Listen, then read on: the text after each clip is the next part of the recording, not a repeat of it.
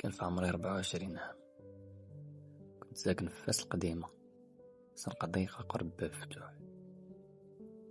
الحي كان معروف بالحرف التقليدية، بالليل كيولي بحال شي مدينة أخرى. الهضرة غادي تفهموها في الآخر. داك الوقت كانش عندي خدمة مستقرة، كنت كندير كاميرا وكنقلب نصور قصص على التراث في المدينة القديمة. نهار من هاد النهارات بقات لي أغرب حاجة في عمري كامل. واحد العشية وانا غادي شفت واحد الباب ديال واحد المحل قديم، محلول شوية، محل ديال الخياط، ولكن باين عليه مهجور من سنين. الريح كتدخل وتخرج من بحال شي نفس ديال شي واحد كيبكي. شدني شي فضول قوي، دخلت، وهادي كانت أول غلطة. محل كان صغير ولكن فيه آلات خياطة قديمة، خيوط مقطعة، صور باينة من 1960 ولا 1970. وأكثر حاجة شدتني هي واحد الخاتم صغير فوق الطاولة، بحال الخاتم ديال واحد كان كيدير علامة خاصة في اللباس. شديته، بمجرد ما قلبته شفت نقش كيقول: لا تلبس إلا من عاش الألم. حسيت جسمي برد، ولكن حس الفضول غلب عليا. رجعت للدار، كنت نجرب نصور فيديو كيحكي على القصة ديالي من لقيت هذاك الخاتم. ولكن ملي شعل الضوء حسيت بحركة حدا الباب. فتحت، ما كاين حتى واحد. رجعت نكمل تصور، ولكن الكاميرا بدات كتحبس بلا سبب، ومرة الصوت كيتشوش، مسموع بحال شي واحد كيتنفس. قلت براسي يمكن غير الضوء. حطيت الخاتم حدايا ونعست. في الليل حيت كنسمع الصوت طرطيق، بحال واحد كيدق على ماكينة الخياطة قديمة. نوضت في الساعة حيت الباب ديال الكوزينة محلول، رغم أنني سديت هذاك الباب. مورا ثواني سمعت صوت راجل كيبكي، بكى خفيف جا من جهة الباب. حطيت ودني لهاد الباب، الصوت وقف. فتحت، الكوزينة خاوية، غير الظلام والبرد. رجعت لبيتي، لقيت الخاتم مبقاش فوق الطابلة. تجمدت. لغد الصباح مشيت عند واحد العجوزة كتكون حدايا، معروفة بأنها كتعرف القديم. وريتها الخاتم، اللون عجبني. وقفت دفعة واحدة، قالت لي: منين جبتي هادشي؟ هاد الخاتم كان ديال الخياط مشهور في فاس، سميتو الحاج دريس. كان كيخيط للملوك والعائلات الكبيرة، ولكن وقعت لي واحد المصيبة. قلت لها: شنو وقعت لي؟ جاوباتني: وليداتو جوج، واحد مريض بزاف والاخر كيحس بخوه.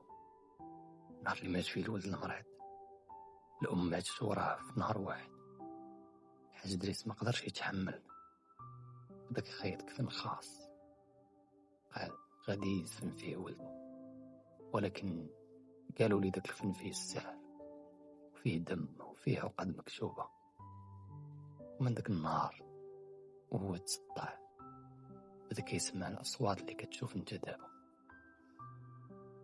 سكتت شوية وزادت: الختم ديالو اختفى نهار مات، كيفاش وصل لعندك؟ ما قدرتش نجاوب.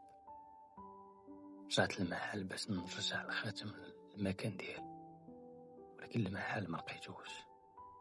نفس الزنقة، نفس المكان، ولكن الباب ما بقاش. هي بلاصة خاوية ما فيها حتى أثر. وقفت كنشوف، كنحاول واش كنحلم. واحد الراجل كبير في العمر داز حدايا وقال لي: كتقلب على محل الحاج دريس؟ هادي 30 عام هذاك المحل تحرق، بقى غير الحيط. برد الدم في عروقي.